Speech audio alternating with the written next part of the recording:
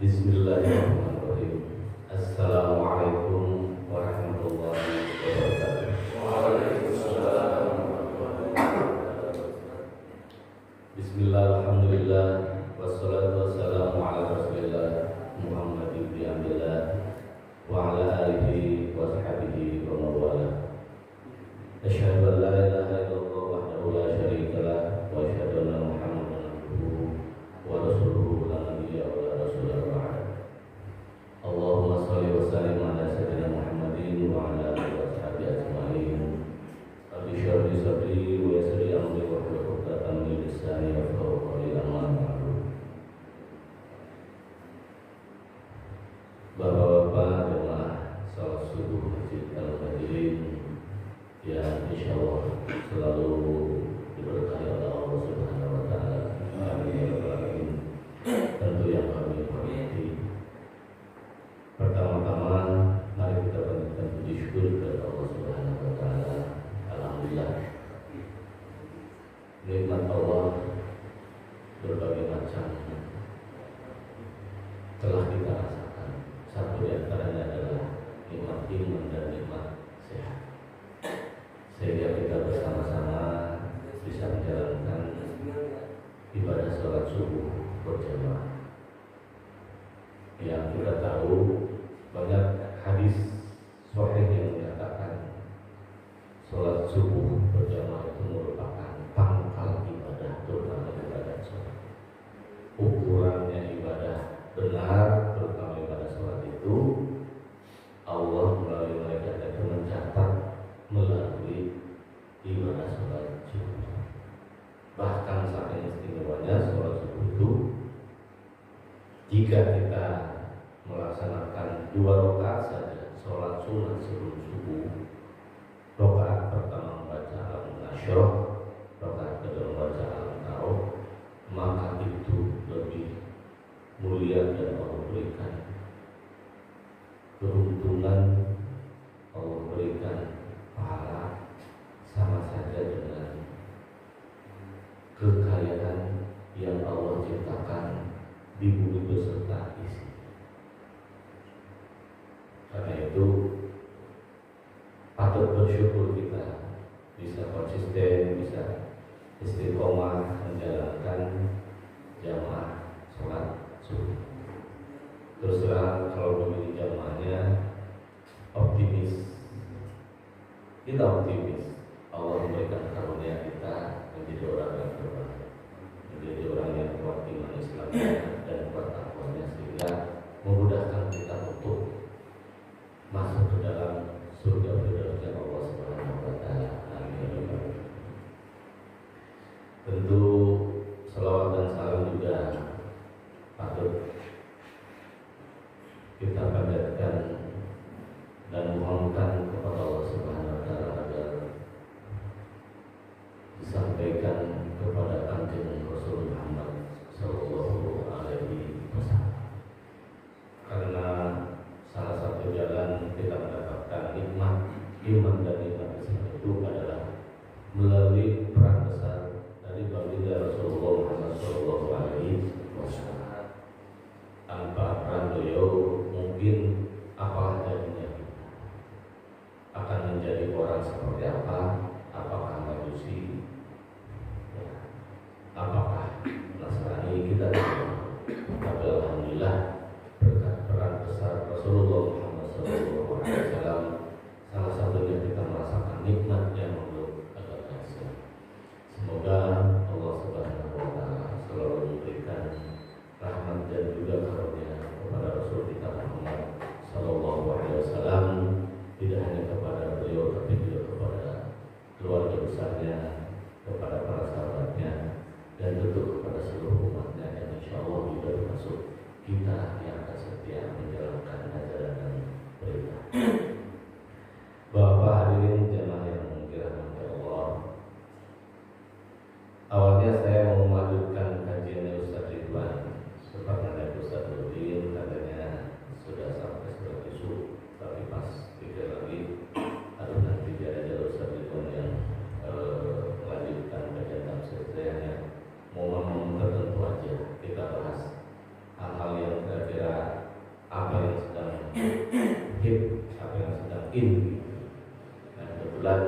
kemarin sama-sama kita telah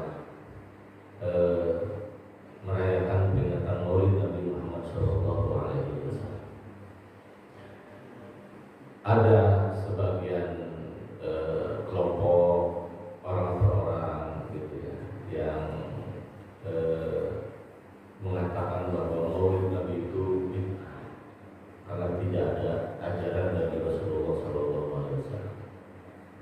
Ada juga yang sebagian masyarakat dan umumnya di Indonesia gitu, bahkan di belahan dunia, kalau kita lihat misalnya kalau itu berkenan nggak usah kita bicarakan, tapi di negara-negara barat gitu ya, di Eropa gitu ya, yang sekarang sedang banyak pemeluknya dan berkembang satu Muslim di Inggris itu luar biasa ya, menyambut dan merayakan peringatan Maulid Nabi Muhammad SAW.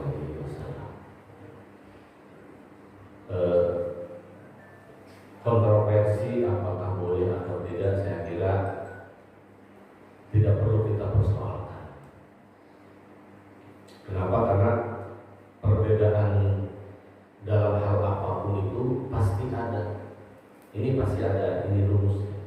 Perbedaan dalam berbagai macam hal, dalam berbagai macam segi itu pasti ada. Apakah perbedaan itu hanya terjadi dan timbul sekarang? Tidak. Pada masa zaman Rasulullah pun itu sudah ada bintik-bintik perbedaan. Cuma pada masa Rasul pemutus tunggalnya itu adalah Rasulullah SAW. Jadi ada persoalan, ada perbedaan pendapat antara para sahabat, gitu ya, antara umat Islam pada masa itu langsung diselesaikan oleh Rasulullah SAW. Jadi tidak sampai menimbulkan gesekan para sahabat maupun para umatnya waktu itu. Menjawab setelah Rasulullah SAW wafat, mulai terjadi timbul perselisihan dan perbedaan pendapat. Termasuk salah satunya adalah prosesi pemakaman Rasulullah SAW. Kan beda pendapat antara kaum Ansar, kaum Muhajirin, kafir pula karena kaum Quraisy dan kaum Najraniyyin. Begitu pula beda pendapat dalam hal menentukan siapa yang akan menjadi pengganti Rasulullah SAW. Jadi apapun persoalannya, permasalahannya, halnya, babnya pasti ada perbedaan pendapat besar maupun kecil. Karena kata orang pandai bilang, kullu ra'sun ra'yun. Kepala sama-sama hitam, pikirannya beda-beda. Itu rumusnya. Karena itu kita tidak usah terbawa kepada konflik apakah Maulid Nabi Muhammad SAW itu bid'ah atau tidak, diperintahkan hukumnya wajib atau dilarang hukumnya haram atau tidak. Yang penting kita melihat apa kemanfaatan, apa hikmah dibalik kita memperingati peringatan hari lahirnya Rasulullah SAW. Itu saja. Kalau kira-kira manfaatnya besar, artinya manfaatnya lebih besar dibandingkan dengan kemadharatannya, maka itu baik. Karena Al-Quran saja, hadis dan Rasul saja itu tidak semuanya menjelaskan persoalan ibadah, terutama ibadah beribadah, apalagi ibadah lainnya secara detail. Yang mendetailkan siapa? Para ulama, imam mazhab. Bahkan jadi berbeda-beda pendapat. Bahkan Imam Syafi'i saja, Imam Syafi'i ini pendapatnya untuk satu hal itu berbeda. Ketika Imam Syafi'i berada di Mesir, meyakini bahwa orang yang menjadi makmum sholat itu tidak wajib membaca Al-Fatihah, baik yang sir maupun yang zur. Yang sir itu kan sholat zuhur, sholat asar.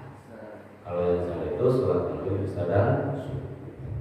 Tapi ketika beliau pindah bermukim di Irak, beliau mengubah pendapatnya, fatwanya yang sebelumnya.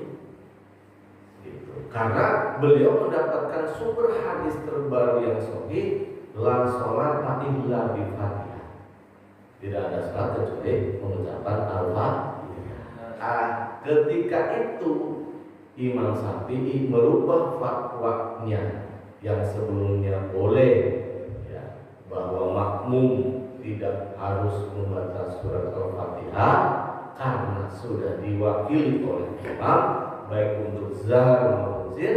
Kemudian ketika di Irak mendapatkan sumber terbaru, beliau merubah fatwanya bahwa makmum wajib membaca surat Al-Fatihah ketika melaksanakan ibadah sholat secara berjamaah, yakni sholat yang sir, yakni sholat zuhur dan sholat asar.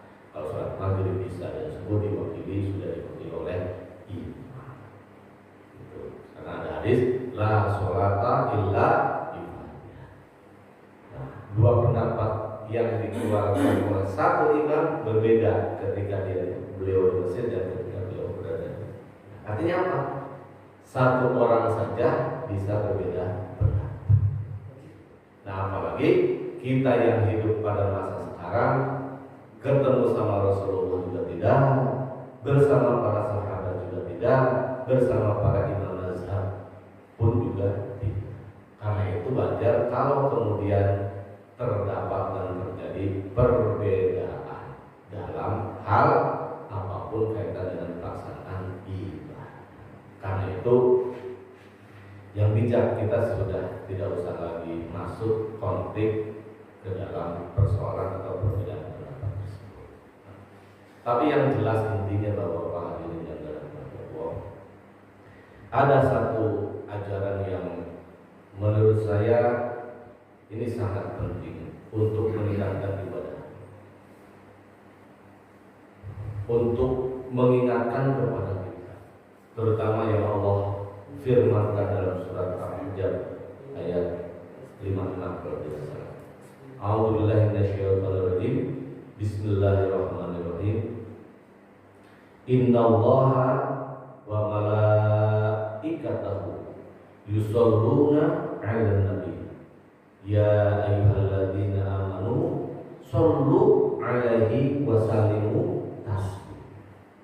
Ini kalau menurut saya firman Allah yang harus menjadi peringatan buat kita, harus menjadi pegangan buat kita, yakni akhlak dan sikap kita. Apa yang harus kita lakukan dan apa yang harus kita perbuat terhadap Rasulullah Shallallahu Alaihi Wasallam. Yakni disebutkan dalam surat Al-Ahzab tadi, inna sesungguhnya. Kalau dalam ilmu nahwu itu inna itu disebut dalam huruf takkid untuk meyakinkan. Artinya sesungguhnya, sungguh. Artinya apa yang akan dikatakan berikutnya itu adalah sebuah kalimat, sebuah statement, sebuah pernyataan yang memang luar biasa makna. Bapak juga mungkin pernah merasakan ketika ada orang yang meragukan ucapan kita, gitu ya. Bagaimana cara kita meyakinkan? Sering ngomongkan, sungguh beneran nih, sungguh. Nah itu. Artinya apa? Apa yang kita sampaikan itu adalah sesuatu yang bermakna besar. Karena itu Allah juga dalam surat Al-Hijr untuk memberikan informasi dan perintah sampai menggunakan kalimat takkid, yakni inna sesungguhnya. Inna Allah sesungguhnya Allah gitu. Untuk menyebutkan dirinya, artinya meyakinkan bahwa dirinya pun ya mengikuti, dirinya pun melakukan. Bukan perintah Allah hanya semata-mata kepada umat Rasul, tetapi Allah pun bersama di situ. Innallaha, bahkan tidak hanya Allah, wal malaikata, sesungguhnya Allah dan para malaikat. Ini para malaikat karena di situ menggunakan kata jamak. Innallaha wa malaikata, itu menggunakan jamak. Artinya tidak hanya Allah zat yang maha kuasa sendiri, tetapi juga berserta seluruh para malaikat ciptaannya Allah. Apa? Yusholluna ala nabi. Yusholluna, mengucapkan dan menyampaikan sholat. Kepada siapa? Ala nabi. Nah, kenapa pakai ala di situ? Ada sedikit jarak, beda dengan ketika menggunakan ba. Innallaha wa malaikatahu yusholluna, itu berbeda. Nah, itu untuk sesuatu yang disampaikan kepada siapa? Kepada Rasul Muhammad SAW. Kalau ba menggunakan yusholluna itu artinya Allah, malaikat dan Rasul menyatu. Tapi ini agak ada jarak. Artinya Allah dan para malaikat menyampaikan sesuatu, mengungkapkan sesuatu. Apa? Yakni bersolawat ala Nabi, kepada Rasul Muhammad SAW. Ini kata ala itu untuk membedakan antara Allah Subhanahu wa Ta'ala sebagai Khaliq, sebagai sang pencipta, dan Muhammad Rasulullah SAW sebagai makhluk, sebagai manusia. Nah, ini tauhidnya, meskipun aku tapi ada muatan tauhid. Jadi Allah tidak mengatakan bahwa Rasul Muhammad SAW itu adalah Khaliq, sang pencipta, tapi diposisikan sebagai makhluk, yakni sebagai manusia, seperti halnya manusia seperti kita, yang memiliki tangan, yang memiliki kepala, memiliki mata, hidung, mulut, dan memiliki kaki, tapi memiliki berbagai macam keistimewaan, sehingga Allah Subhanahu wa Ta'ala dan para malaikat pun itu bersolawat kepada Rasul Muhammad Sallallahu Alaihi Wasallam. Menurut riwayat, di beberapa tafsir disebutkan hanya Rasul Muhammad Sallallahu Alaihi Wasallam lah yang diberikan, dianugerahkan solawat oleh Allah Subhanahu wa Ta'ala beserta para malaikat. Nabi-nabi dan rasul sebelumnya tidak ada nabi dan rasul sebelum Muhammad Sallallahu Alaihi Wasallam yang diberikan, diucapkan solawat oleh Allah dan para malaikat. Di sini jelas bahwa kita bisa mengatakan, para mufassir mengatakan bahwa itulah keistimewaan Muhammad Rasulullah Sallallahu Alaihi Wasallam dibandingkan dengan nabi-nabi dan rasul-rasul sebelumnya.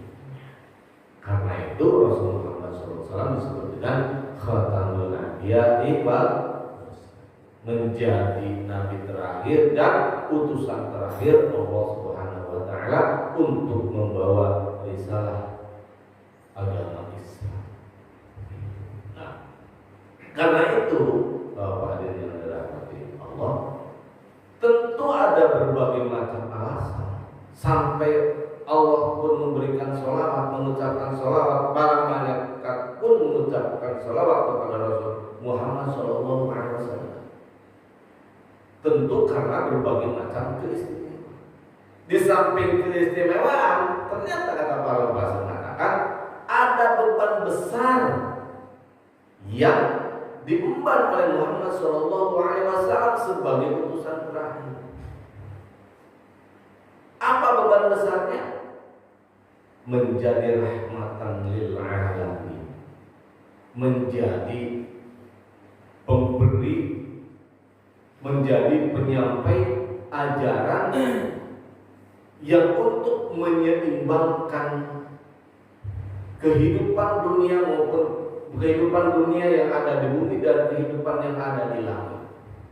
Karena Rasul Muhammad SAW sebagai Nabi dan Rasul terakhir yang punya misi sebagai rahmatan lil alamin untuk seluruh umat, untuk seluruh makhluk.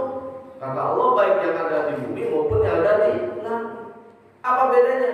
Kalau Nabi dan Rasul sebelumnya itu tidak punya misi rahmatan lil alamin. Nabi Ibrahim ajarannya hanya khusus untuk kaumnya saja.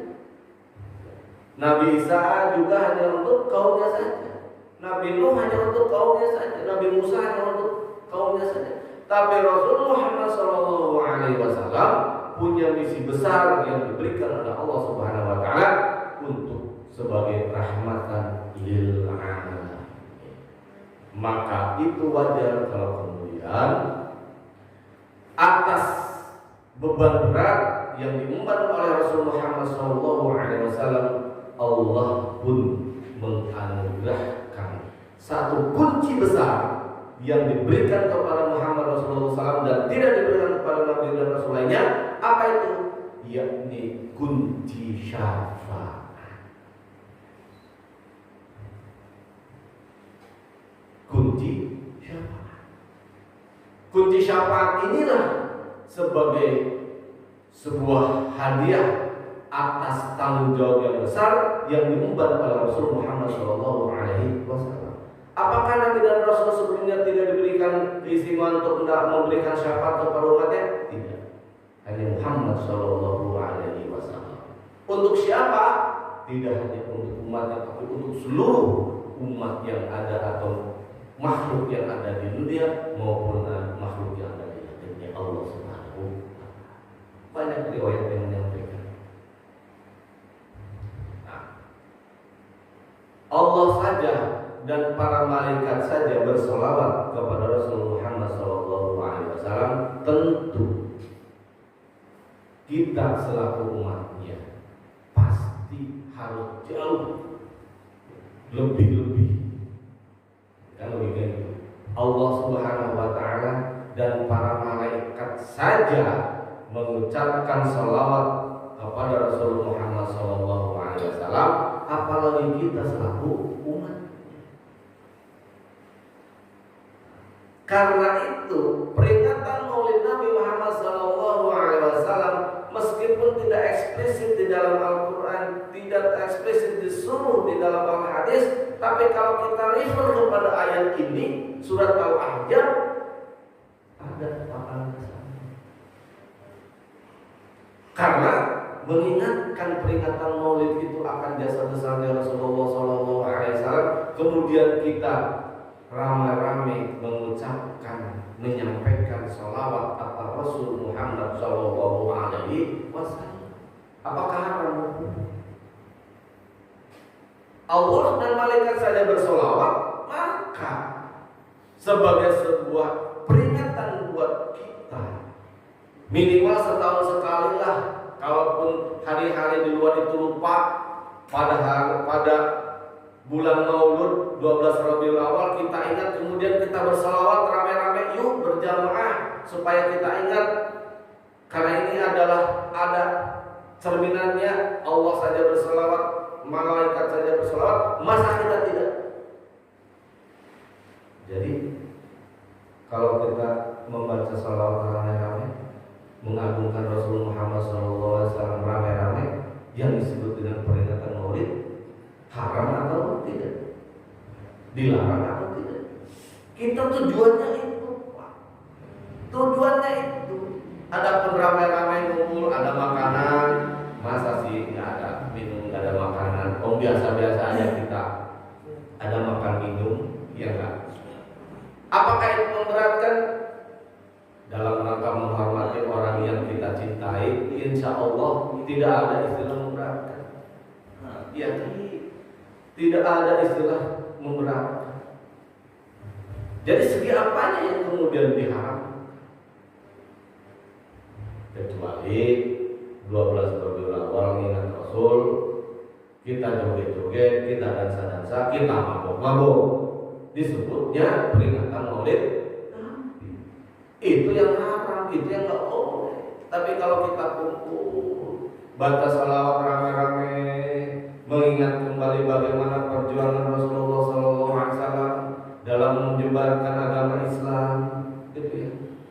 Kemudian setelah itu kita menambah kecintaan kepada Rasul, ingat ajarannya, ingat hadis-hadisnya, kita bertambah yang tadinya hanya melaksanakan ibadah-ibadah yang wajib, bertambah menambah ibadah-ibadah yang sunnah sebagaimana diajarkan Rasul, dicontohkan Rasul.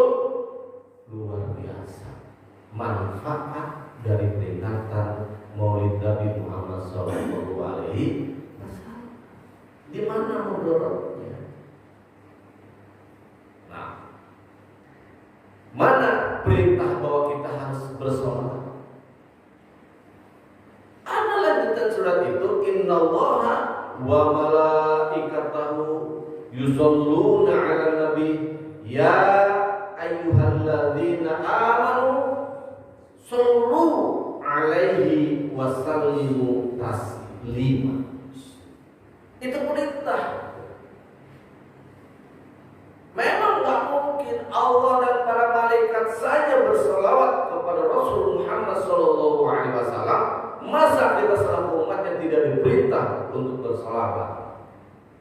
Maka pantas lanjutan ayat itu, ya ayyuhalladzina amanu shollu alaihi wa sallimu taslima. Ya ayyuhal, wahai orang-orang alladzina amanu yang beriman, shollu.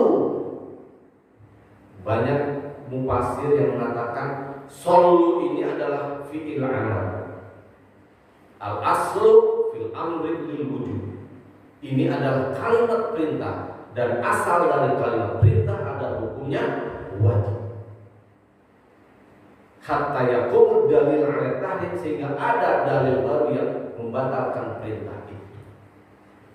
Jadi shollu itu adalah fi'il amr, kata perintah. Jadi kita selaku umat muslim yang beriman insya Allah diperintahkan, dipanggil oleh Allah Subhanahu wa Ta'ala untuk apa? Untuk disuruh, diperintahkan, mendapatkan perintah, menyampaikan, mengucapkan sholawat, shollu ya ayyuhalladzina amanu shollu alaihi wa sallimu taslima, supaya kita bisa mendapatkan keselamatan, supaya kita mendapatkan ketenangan. Jadi jelas bahwa perintah bersolawat, artinya apa bersolawat itu? Menghormati Rasul Muhammad SAW, menyampaikan salam kepada beliau. Tidak hanya Allah, tidak hanya para malaikat, tapi diperintahkan juga kepada kita selaku innallaha wa malaikatahu yusholluna 'alan nabi ya ayyuhalladzina amanu shollu 'alaihi wa sallimu taslima. Bahkan saking sayangnya Allah, saking cintanya Allah untuk memerintahkan salawat itu, Allah memanggil dengan panggilan sayang, ya harfun nida, ya, panggilan sayang.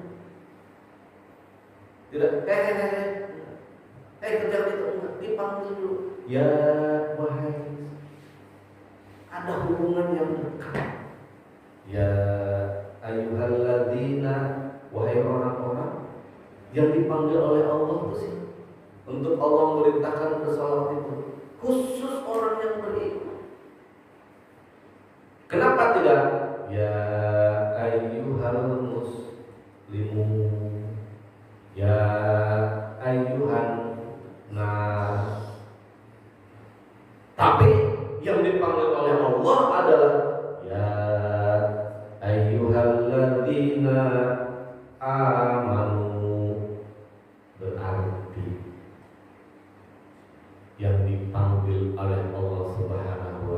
dengan penuh kasih sayangnya Allah itu adalah khusus pilihan Allah, khusus kekasih Allah. Siapa? Yakni orang-orang yang Apakah ada di dalam Al-Quran selain ya ayyuhalladzina amanu? Ya ayyuhan nas, ya.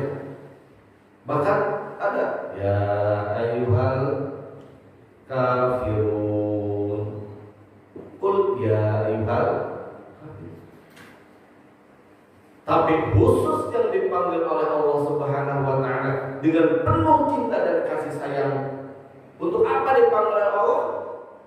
Untuk disampaikan satu perintah, yakni agar bersolawat alaihi, yakni kepada Rasul Muhammad sallallahu alaihi wasallam.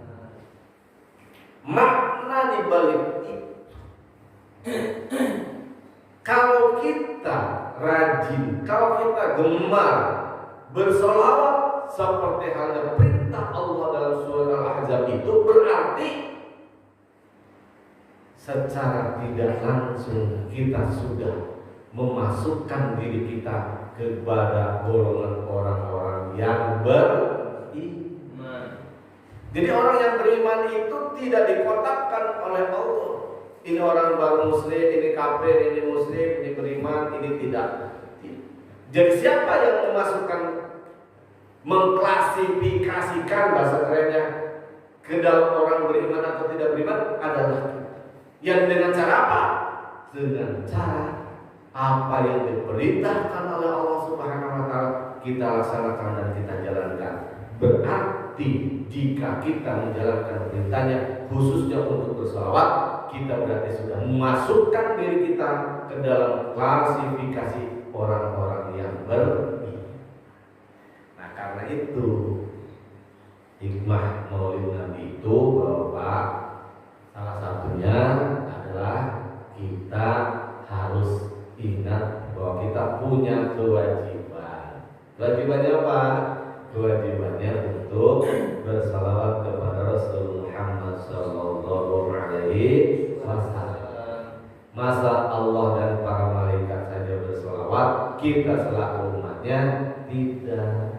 Kata Rasulullah, sesombong-sombongnya orang yang ada di dunia ketika didengarkan mengucapkan kalimat Muhammad Rasulullah SAW, dia tidak menjawab Sallallahu alaihi wasallam. Itu orang yang paling sombong, orang kaya raya yang petantang, petenteng, punya jabatan tinggi, tapi pelit menit tidak pernah bantu orang, itu belum disebut kategori orang yang sombong. Tapi orang yang sombong adalah orang yang ketika diperdengarkan kalimat Rasulullah Muhammad SAW, dia tidak membalas ucapan itu dengan Sallallahu alaihi wasallam. Nah ini, jadi jelas kalau kita menganut mazhab tadi bahwa kata sallu itu adalah fi'il amar, artinya kalimat perintah, jelas berarti mengucapkan salawat itu adalah perintah. Kalau kita mengatakan yakin bahwa al-aslu bil amri wujub, asal dari perintah itu adalah wajib, berarti mengucapkan kalimat sallallahu alaihi wasallam atau bersalawat itu adalah hukumnya wajib. Iya kan? Nah minimal Rabiul Awal, Maulid Nabi, kita ingat ayat itu, sehingga kita yang tadinya lupa bersalawat menjadi ingat bersalawat. Gak usah dihiraukan kontroversinya apa, yang penting itu hikmah. Kita rajin mengucapkan salawat atas Rasul Muhammad sallallahu alaihi wasallam. Gitu ya Bapak ya. Jadi jelas, kalau ada ragu pertanyaan, haram nggak sih, boleh nggak sih peringatan Maulid Nabi? Itu aja deh jawabannya.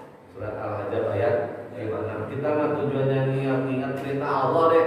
Apa sih perintahnya Allah? Allah saja berselawat, para malaikat saja berselawat, masa kita tidak berselawat? Padahal kita sudah dipanggil oleh Allah selaku umat yang beriman, ya, untuk apa? Untuk menyampaikan, mengucapkan salawat atas Rasul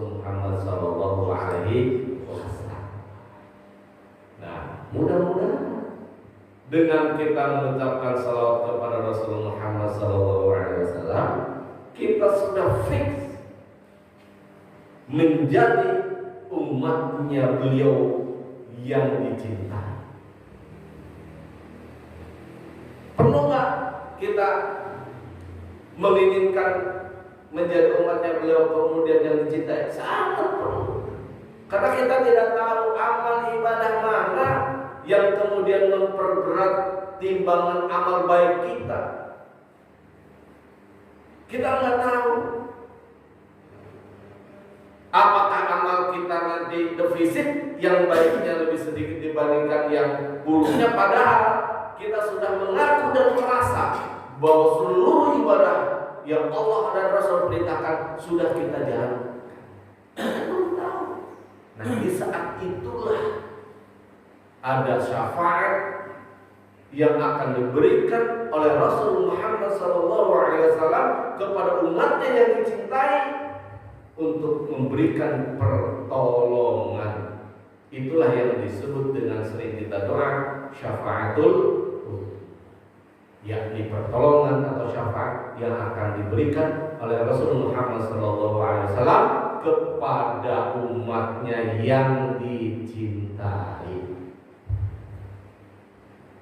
Ada apa yang dicintai? Ada. Syaratnya gampang menjadi umat Rasul. Kalimat mengucapkan 2 kalimat syahadat, nggak pernah sholat, nggak pernah puasa, nggak pernah apapun, sudah saja umatnya. Apakah dicintai? Belum tentu. Orang tidak menjalankan.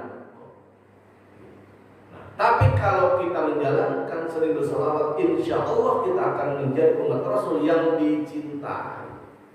Nah, karena itu kunci untuk dicintai itu adalah bersolawat.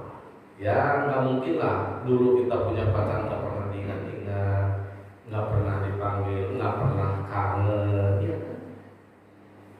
Ya apalagi kalau dulu misalnya di zaman kita muda itu ada handphone, bisa jadi mungkin tiap hari ditelepon, ya kan, tiap hari video call, bahkan mungkin bisa sehari 12 jam bertelepon, bervideo call dengan pacar kita, yakni orang yang kita cintai.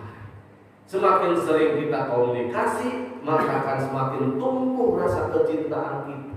Tapi ngomong kita punya pacar jauh, telepon enggak, berkabar enggak, video call enggak, surat enggak, ya lupa deh, ya dilupakan deh. Itu ibaratnya seperti itu. Jadi sholawat itu adalah kunci pembuka untuk kita dicintai oleh Rasul Muhammad SAW. Itu Bapak. Jadi apa yang selama ini kita dengar tentang Maulid Nabi, nggak usah kita terlibat dalam konflik itu. Yang penting kalau kita refer kepada surat Al-Ahzab di mana tadi, ya, kita yakin bahwa tujuan Maulid Nabi itu adalah untuk mengingat jasa perjuangan Rasul, dan yang terpenting adalah mengingatkan kepada kita agar kita rajin berselawat kepada Rasul Muhammad SAW, karena itu merupakan perintah. Itu perintah yang disampaikan Allah dalam surat Al-Ahzab, Innallaha wa malaikatahu yusholluna 'alan nabi ya ayyuhalladzina amanu shollu 'alaihi wa sallimu taslima. Apakah cukup kita mengucapkan salawat kepada baginda Rasulullah SAW? Belum cukup. Bagaimana supaya cukup dan sempurna?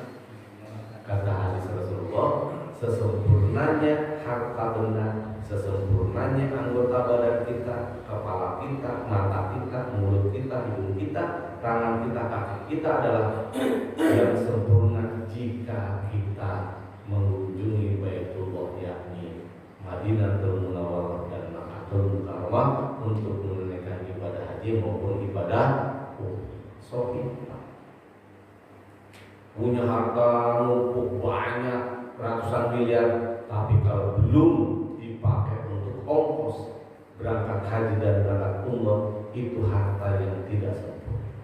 Punya anggota tubuh, punya anggota badan kita yang lengkap, seluruh fungsinya berjalan dengan baik, belum sempurna kata Rasul kalau tidak dipakai untuk ke Baitullah, Masjidil Haram, dan juga ke Madinah. Untuk apa? Bersilaturahmi kepada makbarahnya Kanjeng Rasul Muhammad Sallallahu Alaihi Wasallam. Maka wajar kalau Uwais Al-Qarni saja, ya, pernah dengar Uwais Al-Qarni? Punya ibunya sudah tidak bisa melihat, ibunya sakit parah, gitu. Tapi bagaimana baktinya Uwais Al-Qarni kepada seorang ibu? Suatu ketika Uwais Al-Qarni menyampaikan, ibunya menyampaikan kepada Uwais Al-Qarni, wahai anakku, saya ingin melaksanakan ibadah haji sebelum saya wafat dipanggil Allah Subhanahu wa Ta'ala. Sebagai anak soleh, meskipun tahu bagaimana jarak yang ke Makkah itu, dan serba keterbatasan harta, serba keterbatasan fisik gitu. Akhirnya selama 3 bulan Uwais Al-Qarni berlatih karena yakin, karena dia punya pikiran saya harus menggendong ibunya dari Yaman ke Makkah. Maka supaya kuat dia latihan. Ada dia biasa menggelar-gelarkan, ada anak kambing, kemudian dia pikul naik turun gunung berlatih terus. Kambing itu semakin besar terus tiap hari itu selama 3 bulan. Sudah yakin dia kuat, maka digendonglah ibunya untuk berjalan dari Yaman ke Makkah untuk menunaikan ibadah haji seperti itu. Maka Uwais Al-Qarni, orang yang belum meninggal tapi keauliaannya, kemuliaannya, kewaliannya sudah terdengar di kalangan para nabi, para rasul, aulia yang sudah terlebih dulu dipanggil oleh Allah Subhanahu wa Ta'ala. Saking mulia. Makanya kata Habib Lutfi, syarat menjadi wali itu gampang, hanya 2, taat kepada kedua orang tua dan taat sama guru. Itu doang. Ya tentu menjalankan syariat, kan, menjalankan syariat itu Bapak Masya Allah. Di antara makam Rasul dan pengimamannya Rasul, tempat sholat Rasul itu ada satu tempat yang disebut dengan Raudhah. Raudhah itu kata Rasul, Allah ciptakan 3 taman surga yang ada di dunia. Ya, Raudhah itu Riyadul Jinnah. Apa itu? Pertama adalah tempat di antara rumahku dan tempat sholatku kata Rasul. Yang sekarang tempat pemakamannya Rasul, ya geser ke sebelah kanan tempat pengimaman. Area itu kecil, paling beberapa 30 meter persegi, disebut dengan Raudhah, karpetnya warna hijau. Jika Rasul bersabda, jika ada orang yang berdoa memohon, baik untuk bersolat, zikir, baca Quran di situ, maka tidak ada doanya permohonan yang tertolak oleh Allah Subhanahu wa Ta'ala, pasti dijawab. Makanya wajar kalau jamaah haji, jamaah umroh, alhamdulillah kalau Bapak sudah merasakan sangat berjubel-jubel rebutan untuk masuk ke area ini. Kalau dulu zaman saya umroh dan berdiri, waduh, belum diatur, ya jadi kita paneman berdesak-desakan, kecenderung, ketendang dan lain sebagainya. Hanya apa? Untuk mendapatkan tempat itu supaya kita bisa bermunajat kepada Allah Subhanahu wa Ta'ala. Yang kedua kata Rasul, taman di dunia seperti hari taman surganya Allah adalah majlis ilmu seperti ini. Dan yang ketiga adalah rumah di mana rumah itu terdapat anak yatim. 3 itulah yang kata Rasulullah, Allah ciptakan taman surganya Allah di dunia. Raudhah, kedua adalah majelis ilmu, dan yang ketiga adalah rumah di mana ada anaknya. Nah, makanya itu Bapak, alhamdulillah harus binimah tanggal 9 September soft opening, kemudian kemarin tanggal 1 Oktober grand launchingnya saya sudah membuka travel umroh dan haji plus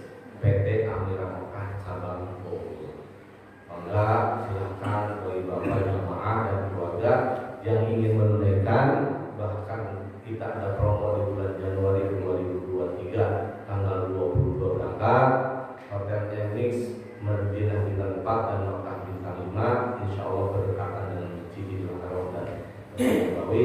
Ada promo khusus harga 29.400 7 free 1, atau khusus buat jamaah Masjid Al-Muhajirin kita bisa porting 1 sampai 2 juta porting. Kalau portingnya nanti untuk masuk masjid DKM boleh, atau 7 free 1 yang 8-nya mau minta uang saja buat masjid atau buat kembali ke jamaah boleh gitu. Itu khusus untuk jamaah Masjid Al-Muhajirin sebagai kecintaan saya kepada Bapak sebagai warga Bilang Pamulang yang saya tidak pernah akan lupa menjadi penduduk warga Bilang Pamulang. Kalau ada yang belum tahu, saya dulu lama di TG 927 di Pondok sini. Ya, rumah saya sekarang di kontrak orang. Saya dari tahun 99 ya tinggal di situ tuh. Udah lama banget sama Pak Yani, udah paling senior lah. Sejak tahun 99 dan sekarang tinggal di Tanah Harja di belakang Masjid Al-Munawwarah. Jadi silakan kalau ada yang berminat nanti ke Ustaz Nurdin, di sana kita kasih diskon. Bahkan kalau ada 7 orang jamaah yang terdapatnya free. Nah, kalau yang terdapatnya mau diminta uang ya nggak apa-apa. Itu saja mungkin yang dapat kami sampaikan. Mohon maaf jika apa yang tadi disampaikan terdapat kekurangan, kekeliruan dan kesalahan. Yang benar semata-mata dari Allah Subhanahu wa taala, yang salah dari kami selaku hamba yang boleh. Itu saja yang dapat kami sampaikan. Mohon maaf tidak ada tanya jawab karena tanggal 8 saya harus berangkat ada acara hajatan, saya menjadi wakil dari pihak AKT mengatakan pengantin. Itu saja yang dapat kami sampaikan. Sekali lagi mudah-mudahan yang sedikit tadi kita bahas itu bermanfaat khususnya bagi saya pribadi dan umumnya bagi bapak semua. Billahi hidayah wa taufiq wa Wassalamualaikum warahmatullahi wabarakatuh.